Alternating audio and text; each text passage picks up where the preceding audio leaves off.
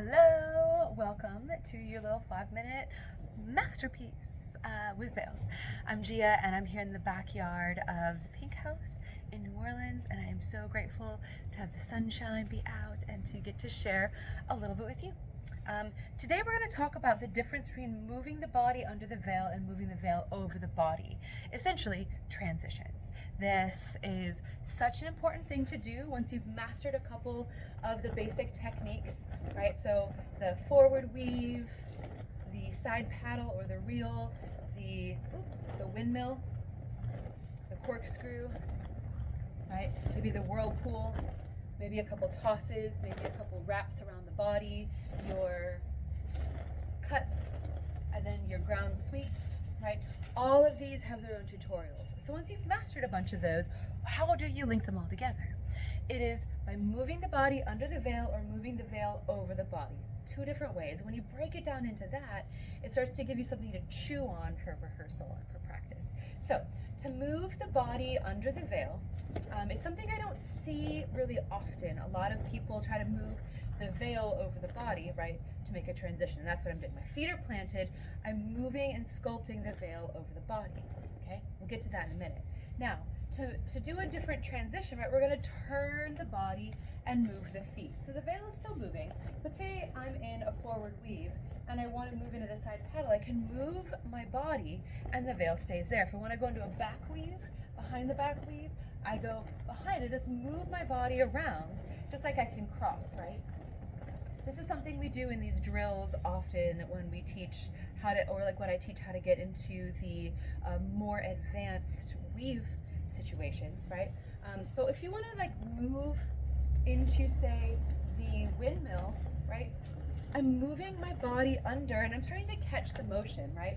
So here, if I'm in a forward weave here, I'm going to catch the motion and I'm moving the body under.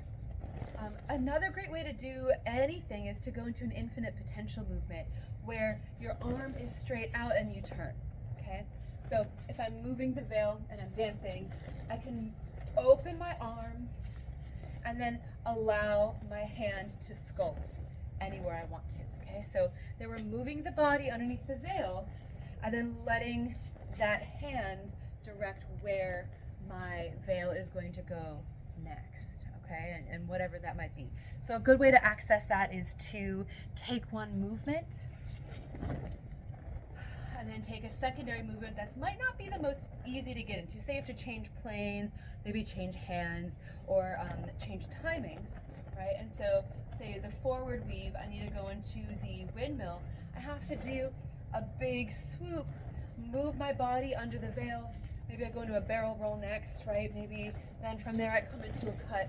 And I allow my body to keep moving with the veil, really swirling it around so that way it's easier for me not to get tangled, to either lift the veil up from that infinite potential space or to swoop the veil down and under, depending on where I want to go. So play with that a little bit. That might give you some more access points. And then the thing that we've been doing all along is moving the body over the veil. And that's what we do when we do most techniques, right? When we have the veil straight out and we move the body, right? That's essentially moving the body. But whenever we start to articulate the veil around and give it more shape, that is us sculpting and moving the veil. So when you're practicing your tech, right? So many of us tend to be very linear in this world, right? We practice our tech, but where these juicy transitions start to come is when you break out of that. Because in order to go from one space to another, we have to draw a line and get out of that in order to go to the next space, right? We have to go out of that pattern, and the transition is this different swoop.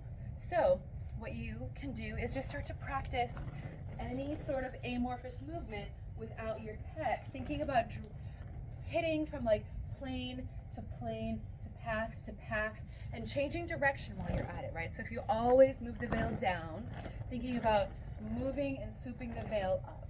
You can see that I'm moving my body here a little bit too, and thinking about how to connect maybe the top corner diagonal to the bottom, and then the back space to the front space, right? And so here, that seems really open, but I'm just like trying to curve and connect all of these dots around me, so that way when I go to connect to tech movements through a transition, I'm already used to drawing these curves and lines, and then I can almost stall for a minute, right, between things, and I'm not going into them so quickly.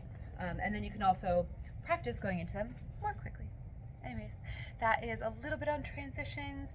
Mostly I encourage you to really practice and get those in your body, and that's going to make those transitions click. Bye, I'll see you soon.